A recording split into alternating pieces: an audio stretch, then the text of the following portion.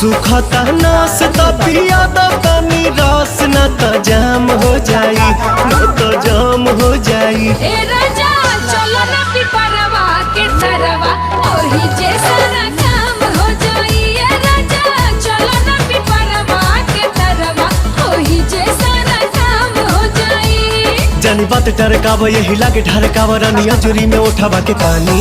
बड़ा तेज बट धूप सब राजा रूप देखो काहे में फंस जवानी। राजा चलो ना पिपरवा के तरवा ओही जे सारा काम हो जाई। ए राजा चलो ना पिपरवा के तरवा ओही जे सारा काम हो जाई।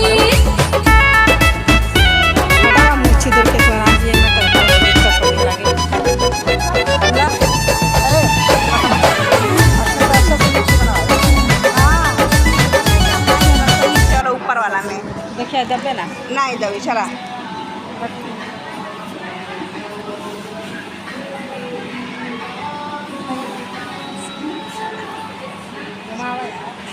चला घुमावा नचबू तब ना घुमा।